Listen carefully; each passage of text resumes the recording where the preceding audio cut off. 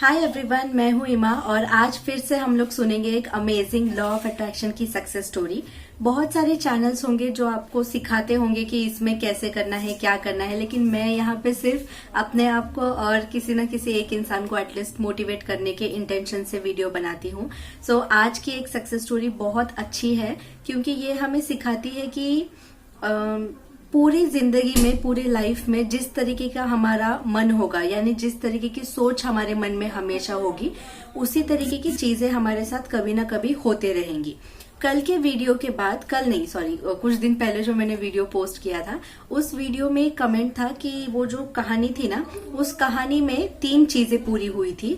तो कमेंट ये आया था कि बाकी विशेष में तो इन्होंने कुछ नहीं बोला, यूनिवर्स आप देख लो ऐसे बोल के छोड़ दिया, और सिर्फ घर वाली विश में उन्होंने कुछ ना कुछ मेंटल एक्शन लिए थे या प्रेजेंट टेंस में बोला था कि मेरा नया घर है या घर ड्रॉ किया था।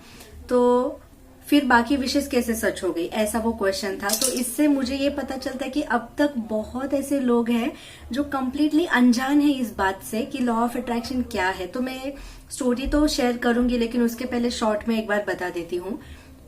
इस पूरी दुनिया का, इस पूरी कायनात का एक रूल है, एक नियम है कि आप एक चुंबक जैसे हो। आपके मन में जिस भी तरीके की फीलिंग्स या भावना होगी, उसी तरीके की चीजें आपके पास आएंगी।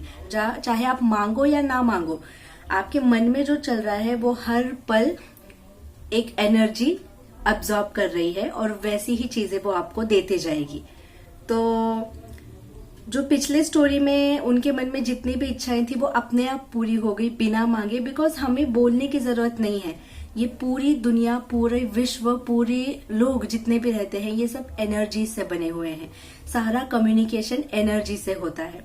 मैंने एक, मेरा फेवरेट एग्जाम्पल है जो मैं हर वीडियो में देती हूँ, तो इसमें भी बोलूंगी। जैसे आप अभी मुझे अपने फोन पे देख रहे हो, बट मैं आपके पास नहीं हूँ, आप यहाँ मेरे शहर में नहीं हो, फिर भी हम देख पा रहे हैं एक दूसरे को। कैसे? ये मोबाइल से मोबाइल का कनेक्शन आसमान में जुड़ा हुआ है सैटेलाइट के थ्रू, ठीक है। वैसे ही हर एक इंसान, ये पूरा यूनिवर्स, ये नेचर, हम सब एक दूसरे से ना एनर्जी से कनेक्टेड है, और हमारी एनर्जी सामने वाले तक, यूनिवर्स तक, नेचर तक, हर एक चीज तक जाती है। इवन पानी तक भी जाती है। अगर आप हाथ में पानी का ग्लास लेकर जो भी बोलोगे ना, जो भी फील करोगे ना, वो पूरी शक्ति उस पानी के अंदर होगी। कुछ एनर्जी खींचते जा रहा है हर पल। तो ऐसे नहीं है कि आपको बैठ के अच्छे से बोलना है तो ही वो विश पूरी होगी। जो भी आपके मन में होगा वो अपने आप पूरा होगा। इसलिए हमें पहले अपने माइंड पे काम करना होगा, ठीक है। सो थोड़ा लेक्चर लंबा हो गया, लेकिन अब स्टार्ट करते हैं स्टोरी। ये स्टोरी है एक ऐसे इंसान की जो 10th और 12th में फेल हो चुके हैं, फिर भी वो डॉक्टर बन गए।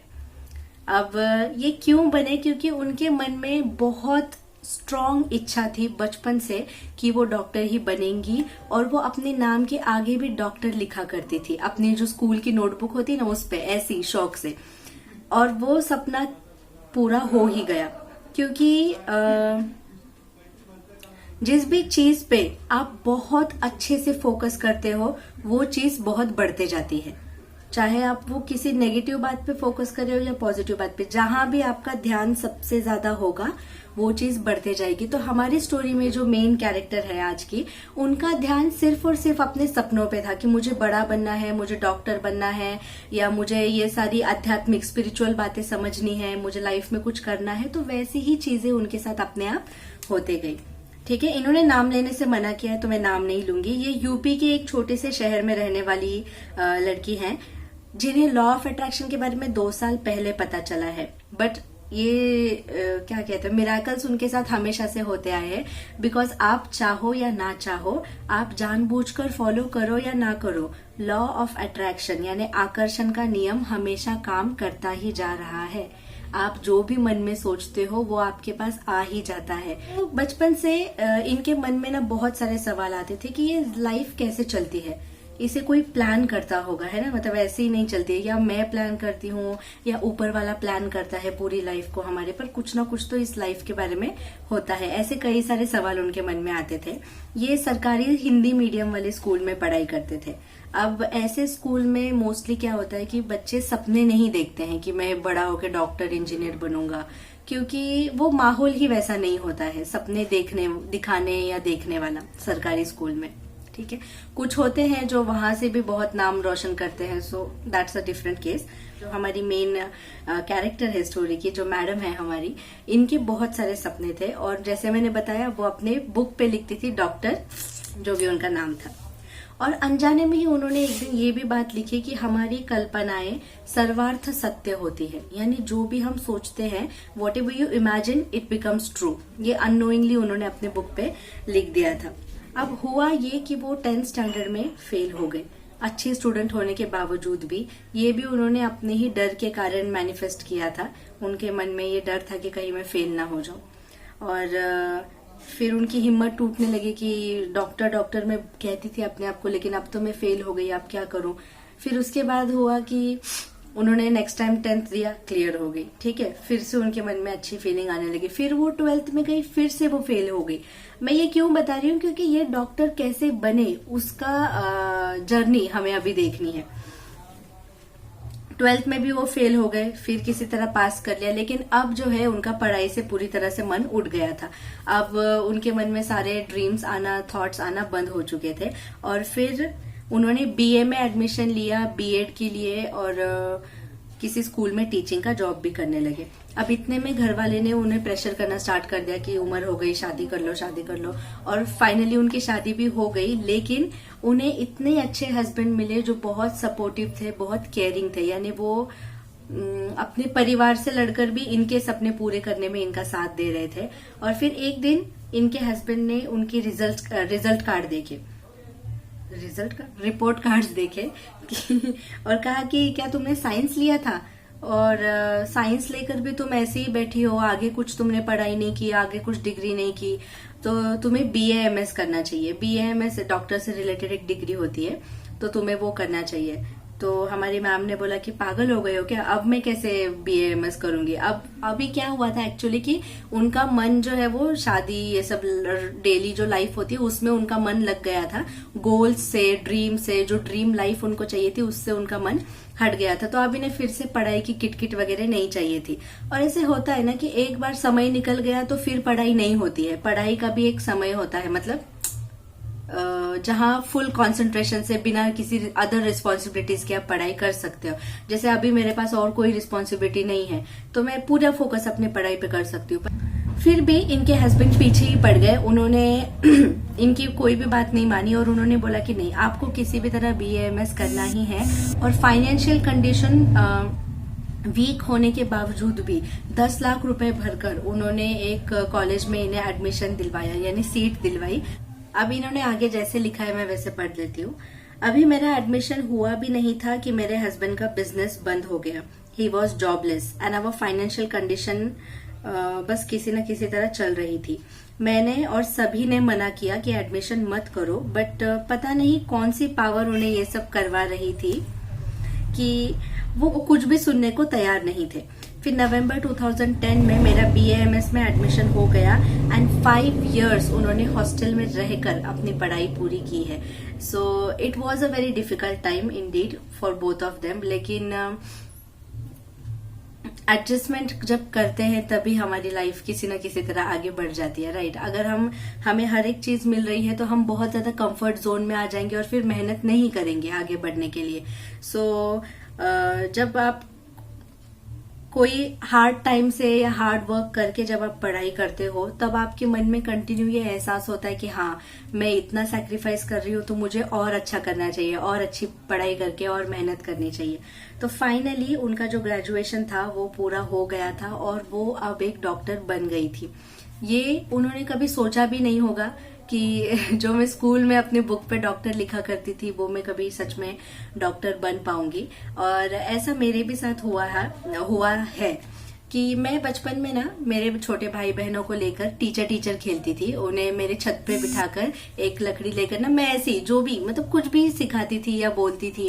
और फिर मेरा अपना पढ़ाई करने का तरीका भी यही था कि मैं खुद नहीं पढ़ती थी, मैं इमेजिन करती थी कि मेरे सामने बच्चे बैठे और जो भी मैं पढ़ रही हूँ वो मैं उन्हें समझा रही हूँ, ऐसे सोचती थी।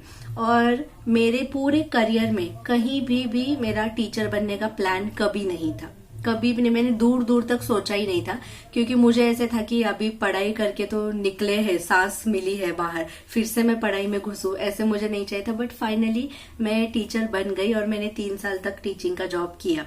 तो तब मुझे ऐसा लगता था कि जो मैं सोचती थी, इमेजिन करती थी, वो मैं बन ही गई।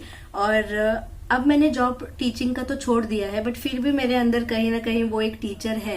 कमेंट्स में भी आप सब लोग लिखते हो कि मेरा समझाने का तरीका मतलब ऐसा है कि मैं अच्छे से समझाती हूँ, तो वो टीचिंग वाली क्वालिटी भी मेरे अंदर अब तक है। सो मे बी इसीलिए मैंने वो अट्रैक्ट किया था। सबसे बड़ा लेसन ये है कि चाहे ये 10th और 12th में फेल होने के बाद भी पास होकर फिर से वो डॉक्टर बन गई, ठीक है। मतलब कितनी भी रुकावटें क्यों ना आए, पर आप अगर एक बर्निंग डिजायर आपके अंदर होगी, वो किसी भी तरह पूरी होके ही रहेगी। यानी आपको जो चीज चाहिए वो आपके पास आके ही रहेगी, पर आप उसमें कितने अच्छे से इन्वॉल्व हो वो मैटर करता है। और शायद जब इन्होंने सोचा था स्कूल में, तब इतने अच्छे से सोचा था कि मैं डॉक्टर हूं, या वो एक्ट एज इफ वाला जो चीज है वो उन्होंने इतने अच्छे से किया था कि कहीं ना कहीं से इनके पास वो आ गया। बहुत लॉन्ग रूट लेकर आया, लेकिन आया तो सही। सो जाने अनजाने भी हम जो भी चीजें अपने लाइफ में सोचते हैं वो सच हो जाती हैं, वो हमारे पास आ जाती हैं। अब बहुत सारे लोग ये भी क्वेश्चन पूछते कि हमने पहले बहुत नेगेटिव बातें सोची हैं लाइफ में, लेकिन अब हम पॉजिटिव सोचने की ट्राई कर रहे हैं, तो क्या हो वो नेगेटिव बातें भी सच हो जाएंगी? नहीं, ऐसा नहीं होता है। सो अभी अगर आप पॉजिटिव सोच रहे हो कंप्लीटली, तो पीछे का सब सारा बुरा सोचा हुआ कैंसिल हो जाता है अपने आप। उसकी आपको टेंशन लेने की कोई जरूरत नहीं। अब आप क्या चाहते हैं वो आपको सोचना चाहिए। और ये जो स्टोरी की जो ये थी इंसान है, इनके मन में डॉक्टर वाली इच्छा शायद इतनी स्ट्रांग बैठ गई थी, और फिर होता है ना अधूरा सपना रह गया उस टाइप्स, इसलिए वो उनकी इच्छा पूरी हो गई। सो हार मत मानो, अलग अलग टेक्निक्स करने के बदले अपने माइंडसेट पे काम करो। जो भी आपको चाहिए वो बिलीव करो कि हाँ ये मुझे आसानी से मिल सकता है, चाहे हेल्थ हो या फिर फाइनेंशियल हो या स्टडीज हो या कुछ भी हो। Just believe. सब कुछ फीलिंग्स के ऊपर ही डिपेंड करता है। और आई नो कि अच्छा फील करना, पॉजिटिव फील करना, यही तो एक स्ट्रगल जैसे फील होता है, राइट। बट उसी के लिए तो हम ये सारी सक्सेस स्टोरी सुनते हैं, पॉजिटिव अफर्मेशंस लिखते हैं। और देखो, आपकी केयर आपको खुद लेनी है। कोई और आके आपके माइंड को नहीं बता सकता कि क्या सोचना है क्या नहीं सोचना है।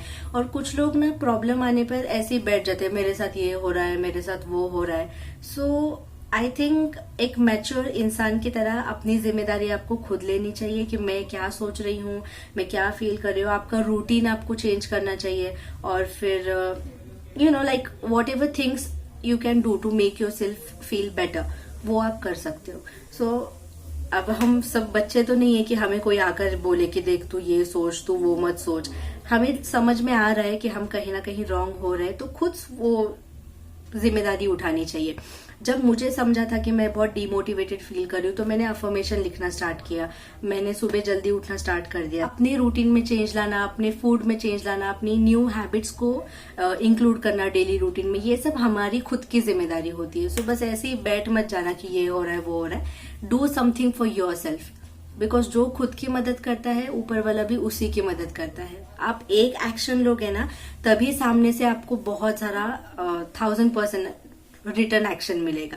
आप 0 एक्शन लोगे तो 0 एक्शन मिलेगा, ठीक है। So thank you so much. ये बहुत शॉर्ट था, but like I am in a very busy phase right now, that's why. Thank you so much for watching. And one more thing, last thing, मैंने कहा था कि मुझे जब आप ईमेल करेंगे तो आपके साथ जो बहुत मोटिवेटिंग या इंटरेस्टिंग या अच्छी स्टोरी होगी वो शेयर करना, क्योंकि आपको भी प्राउड फील होना चाहिए कि हाँ सब लोग मेरी स्टोरी सुन रहे हैं। मुझे भी सुनाने में अच्छा लगेगा कि मैं लोगों की हेल्प कर पा रही हूँ, और सुनने वाले को भी अच्छा लगेगा, ठीक है। छोटी छोटी स्टोरीज हम सबके साथ होती है, जैसे ये दिख गया, वो दिख गया, बटरफ्लाई दिख गया, वो आई नो बहुत खुशी वाली बात है, बट वो सबके साथ होती है। सो ट्राई करना कि बड़ी स्टोरीज शेयर करना। और मैं ईमेल में किसी का भी रिप्लाई नहीं करना चाहती हूँ, इसलिए मैं किसी का रिप्लाई नहीं करूंगी। नो रिप्लाई सिस्टम मैंने रखा हुआ, बस सबके लिए सेम रूल्स मैंने रखे हैं। Thank you.